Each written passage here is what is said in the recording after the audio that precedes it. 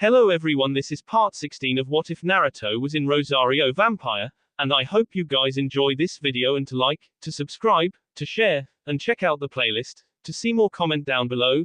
Now let's start the intro. They call me a god. They call me a god.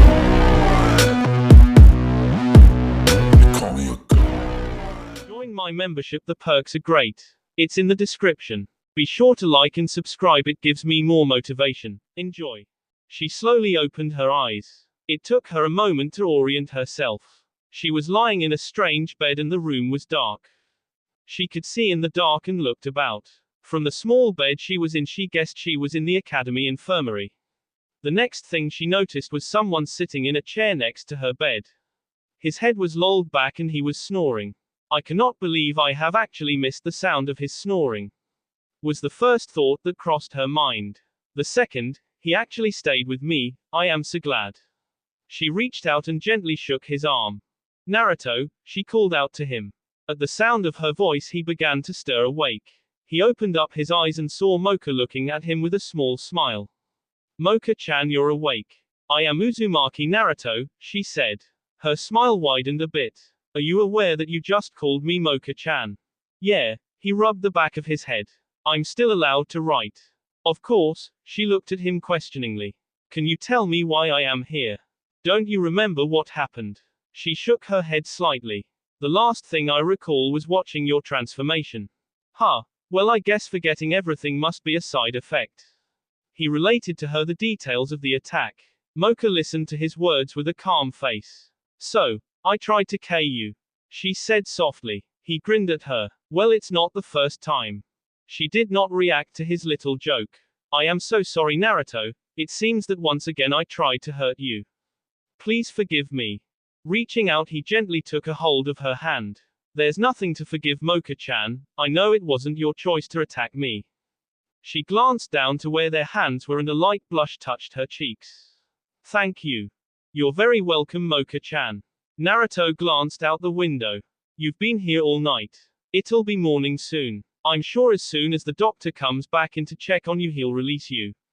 Do you mind if I stay here until then? That would please me, Naruto. He nodded and they began to talk about the little things going on in their lives. Light conversation meant to pass the time. All the while, he never let go of her hand.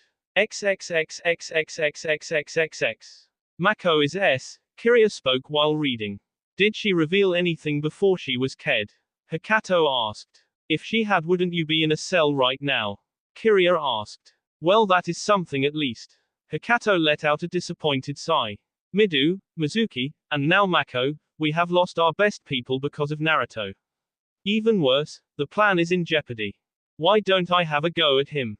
It would definitely be entertaining. No, absolutely not. Kiriya looked up from his book surprised. Why not? Because you might lose. You actually think he would have a chance against me? I honestly don't know, Hikato admitted. But I'm starting to think that his reputation is pretty well earned. In any case, we can't wait for the cultural festival to act anymore.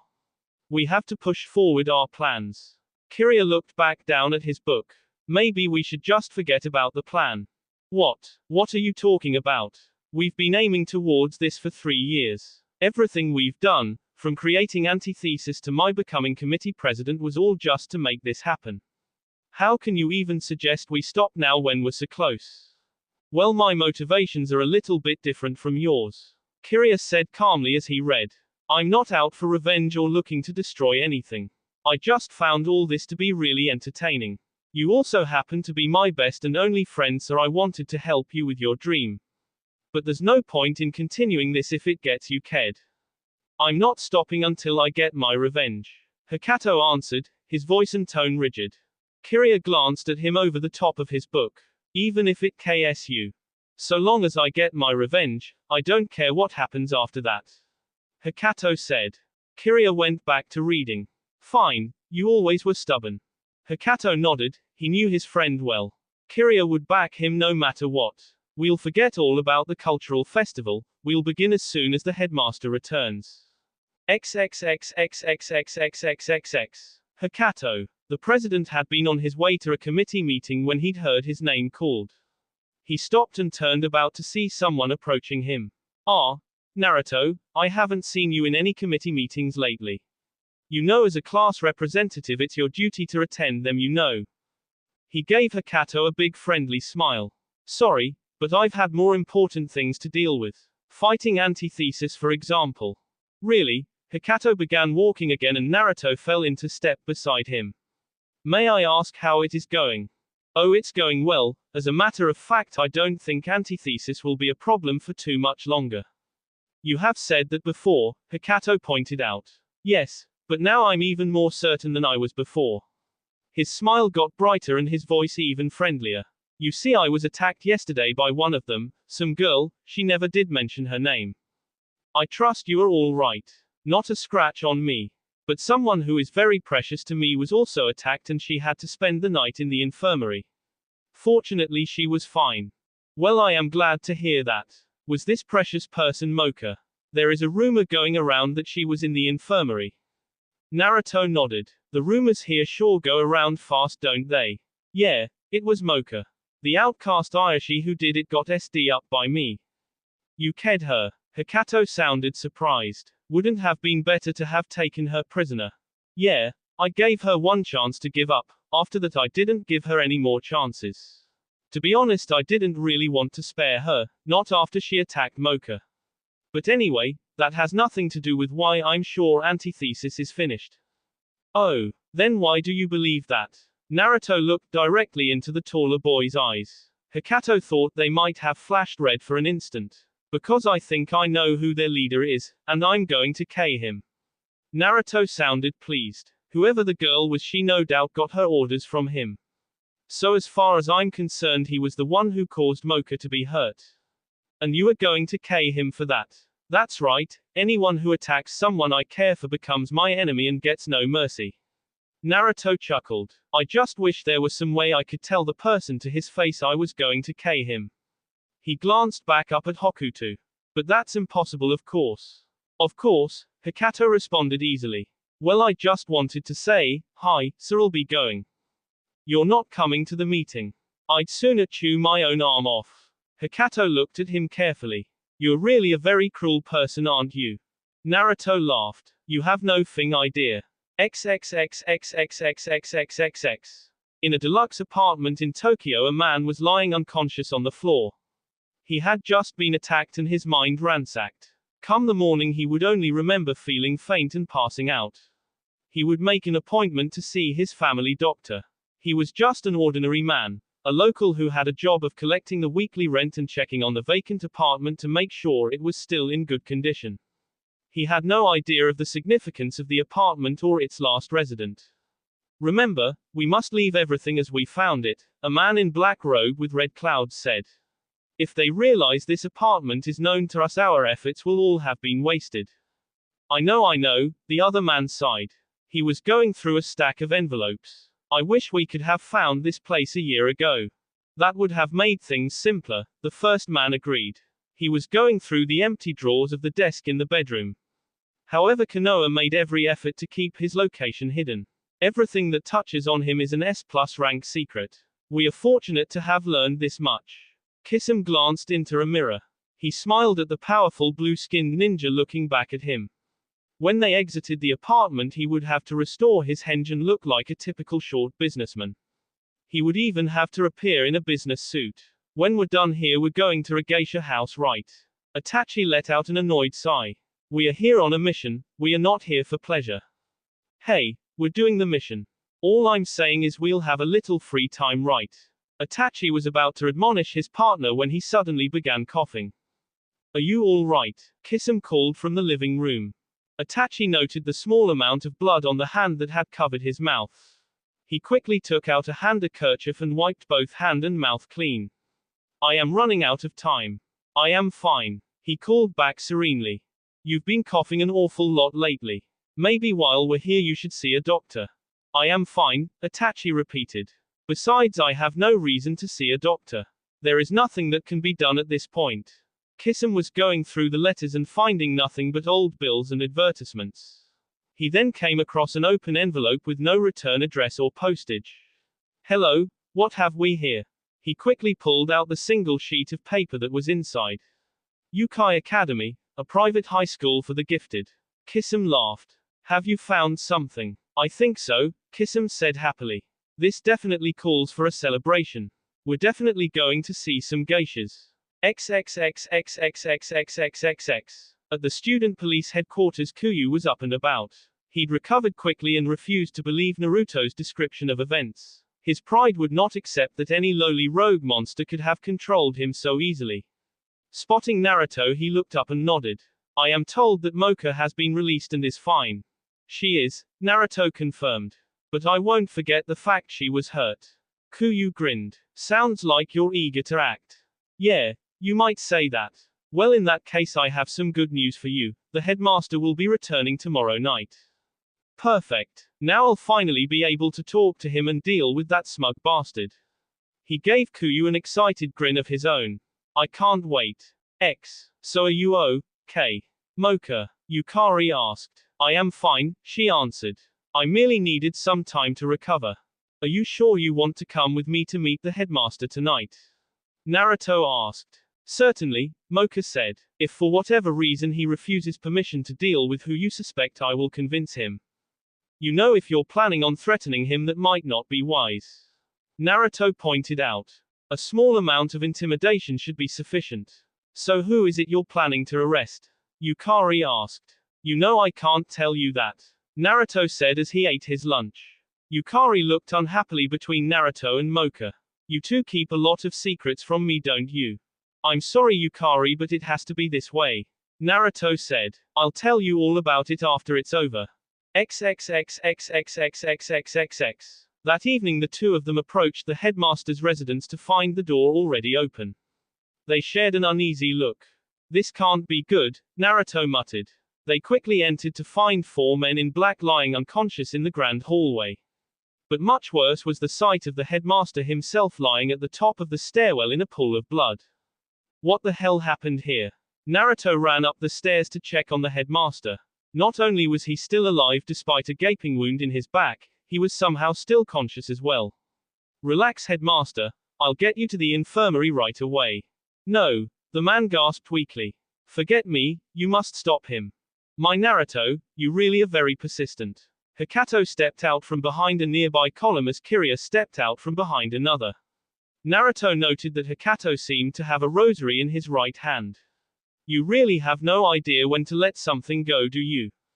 As the confrontation began, a figure at the doorway slipped quickly and quietly away. I'm not one for giving up, especially not when my precious people are involved. Hikato shook his head a bit. You're a rude and vicious little man, but I must admit I admire your determination. Is this what you were after all this time? Naruto asked. His body was surrounded by his 3-tailed demonic cloak. Were you out to the headmaster? Hikato laughed slightly. The headmaster. I admit the thought had crossed my mind, but what I want is so much larger. He held out the rosary clutched in his fist. I had to defeat the headmaster to acquire this rosary of judgment. This is the key to everything I have worked for. You have to stop him, the headmaster spoke in a rasping whisper. With that he can undo everything. The headmaster shut his glowing eyes and became unconscious. What did he mean, undo everything? Naruto demanded. Hikato smiled. I am going to deactivate the barrier that keeps this academy hidden from the human world. I am going to end this ridiculous and artificial peace between human and monster. They were enemies in ancient times and were born to hate and despise one another. I just want to return the world to the chaos that is its natural order. Humans will hunt monsters and monsters will devour humans, as it was always meant to be. And the very first victims of this new order will be this wretched academy and all its students. Yukai Academy will be the flashpoint that begins this glorious war. Fool! Mocha snapped angrily. Humans and monsters are not natural enemies. Despite our many differences, we can coexist. She glanced over at Naruto. And even care for each other. All you will do is cause needless death and destruction. Yeah, but you have to admit, Kiryu flipped his book shut. It does sound interesting, doesn't it? Hikato looked over at his friend. Keep them here for just a few minutes, then get to the rendezvous point. Hikato spoke a few words of magic and the floor around became filled with inscriptions and runes made of white light. He began to sink into the floor. Seeing his enemy escaping, Naruto rushed at him, and so did Mocha. Kiryu was fast enough to block Mocha but not Naruto, who dove into the floor and was swallowed up by the white light. To Mocha's horror, the light vanished along with both Naruto and Hikato. What happened to Naruto? She demanded as she viciously attacked Kiryu. Kiryu's right arm transformed into a huge scythe. He tried to cut her head off, but Mocha was just able to avoid the blow. Kiryu was exceptionally fast and seemed able to match Mocha move for move. It looks to me like he got caught up in the teleportation spell. Kiryu answered good-naturedly. Where did they go? Her fist set a marble column to pieces as Kiryu only just ducked out of the way. I knew fighting a vampire would be interesting. He sounded very happy. I'll make you a deal. If you can beat me, I'll tell you. And you better hurry. Hikato will have to KO him before he can put his plan into action. Furious Mocha stepped up her attacks, but Kiryu managed to stay just out of her reach. XXXXXXXXXX. Why? Hikato demanded. He transformed his entire body except for his head into a series of razor-sharp bones, changing his body into a hollowed-out 10-foot-tall monstrosity. He slammed the bones of his right arm down. They said the stone floor but completely missed Naruto. Why are you interfering with me? You're not a monster, you're human. Why should you care if this place is destroyed? Some of my best friends happen to be monsters, and I won't let them be hurt by this pointless war. He ran through some hand signs. Kage Bushin no Jutsu. Naruto had no idea where they were. Only that they were in a cavernous and darkened room. Wind jutsus were of limited value in an enclosed space, but fire would work just fine. The 100 clones he made launched themselves at his opponent. He was not surprised to see that even in his bizarre new form, Hikato was able to move with blinding speed and to extend the bones all along his body. He hit the clones with ease and wiped them out quickly. Whatever you do, I won't let you stop me. He again extended some his bones to only have Naruto easily leap away and avoid them. Tell me something, why are you so determined to do this? What will you get out of starting a war between human and monster? I'll get my revenge on this place. Hikato said angrily. You see, I was a human, an ordinary human with no supernatural powers. I came here by chance and because I wanted to get away from my abusive family. I was stupid enough to believe that this school, so far away from everything, would give me a chance to start over. He let out a bitter laugh. But because I was so weak, I found myself suffering worse abuse than I ever had. I had to fight just to survive from day to day in this place. Then one day I finally realized that there was no place for me in this world or in the human one. So I decided to try and destroy them both. Naruto actually nodded sympathetically. People abused you for no reason except that they could, and you wanted revenge. I can relate to that. Hell, if we'd met under different circumstances, I might have helped you. But that was before I found people I cared about, people I would to protect. For their sake, I'm going to stop you. He unleashed a mass of fire from both hands. Hikato dodged. Some of the fire clipped one of his legs, but he seemed not to notice. I won't let you stop me. I'll have my revenge no matter what. He raced in from the side and turned his left arm into a series of spears. They caught Naruto near his ribs and slammed him into the far wall. Though caught off guard for just a moment, he stood and ran up the side of the wall. He began running at Hikato along the ceiling. And I won't let you hurt the people who matter to me. He raced through more hand signs. Grand fireball technique. Opening his mouth wide, he spat out a dozen huge boulders of fire. With the limited room, Hikato could not dodge them all. One of the boulders caught his extended right leg at the knee. The bone buckled and melted beneath the extreme heat of the fireball.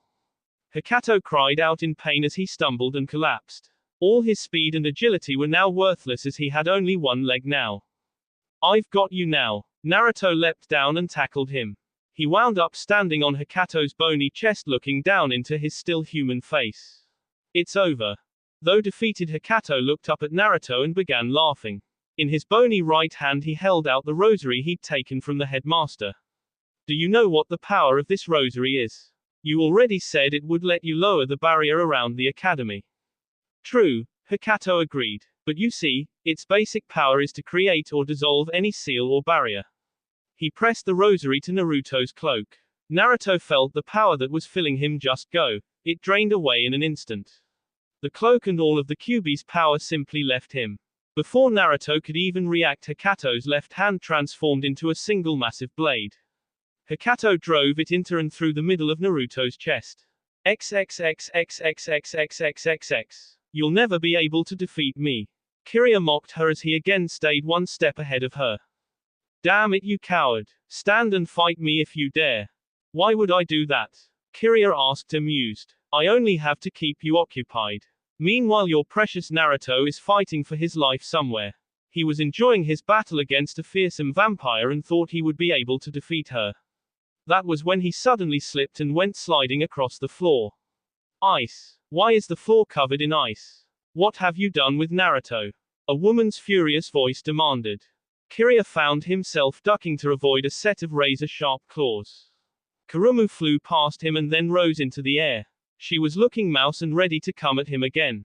Before he could move his legs to escape, they were surrounded by blocks of ice. Where is Naruto? Mizore demanded. If you've hurt him, you'll answer to all of us, Yukari said angrily. Before he could do anything to free himself, Mocha was on him. Cowardly wretch. How dare you try and keep me from the one I love? Know your place. With a single ferocious kick, she slammed him into and through a wall. Mocha hurried over to grab a hold of the now defeated Kiriya. Even as she did so, she sent an angry glare at Kurumu, who was landing near her. What are you doing here, succubus? I asked her and Yukari to come help, Mizore said. I was stalking Naruto, and when I saw what was about to happen, I thought I should get them. Mocha nodded grudgingly at Mizore. I thank you and I thank Yukari, she glared back at Kurumu. Your help is not required. Kurumu puffed out her chest and stared straight back at her. I'm here to help Naruto whether you want me to or not. Is this really the time to be arguing? Mizore asked. Mocha snarled a bit, but decided to let it go, for now. With a single hand she shook Kiriya back and forth. Where did Hakato take Naruto? Tell me right now or I will start snapping off limbs. Kiriya opened his eyes and smiled at her. Well, I guess you beat me, even though you needed some help. Where is Naruto? She put her face dangerously close to his. I will not ask you again. Kiriya chuckled. I'll tell you, I said I would if you defeated me. He is in the basement of the academy. Mocha immediately threw him aside.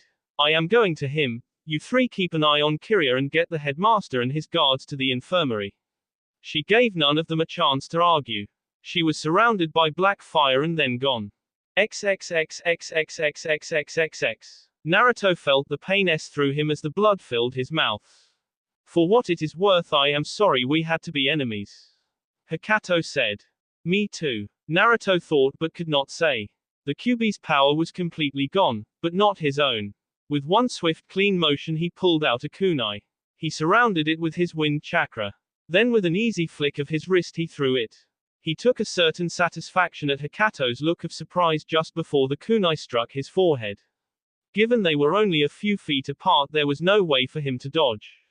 The kunai went through his forehead with a chop, and out the back with a pop. Human brain matter splattered on the floor beneath him. As Hakato's body twitched, his arm jerked out and Naruto pitched over to the floor next to him. He was in the middle of a slowly expanding pool of blood. Naruto coughed out the blood in his mouth and managed to struggle for breath. His body was already growing numb and he felt cold. So this is how all alone in the dark. Despite the pain he managed a small chuckle. Damn, villagers will probably throw a party when they find out. He let out another rasping breath as the cold spread. I wish I could see Mocha one last time. And as though Kami had finally heard one of his prayers, she appeared. Naruto. He turned his head towards the sound of running feet. Mocha-chan, he whispered. As soon as she got to him, she knelt down beside him in his blood and pressed both her hands over his wound. Naruto, you're bleeding. What happened to your healing ability? Why won't the blood stop? It was strange hearing the adult Mocha sound so panicked. He reached up and took a hold of one of her hands. Mocha-chan, he called to her weakly. Thank you for making me so happy and letting me know what love was. Thank you for never leaving me alone, even now. She stared down at him. Do not say such foolish things, Naruto. He smiled up at her. Somehow didn't seem so awful since he wasn't alone. Mocha, he needed to say it. I still love you. I could never stop. Please, forgive me. It was hard to breathe now and things were getting dark. She could feel his pulse growing faint and knew there was only one way. She got a hold of him and pulled him up to her. I will not let you go, my beloved. Take my blood and live. She bit into his en and injected her blood into him. Please live, Naruto, I cannot bear to lose you. His wound was deep and fatal and she knew he was very close to death. She was not sure that even vampire blood could pull him back. But she poured it into him, determined to give anything if it would save him. She soon began to feel weak and grew faint. She had given him all that she could. She released her hold and carefully set him back down. Please, live. She slid down on top of him and closed her eyes. She entered the darkness not knowing if she would ever see him again. That will be all for this video. Be sure to like, subscribe, share, and comment down below for more videos. Goodbye.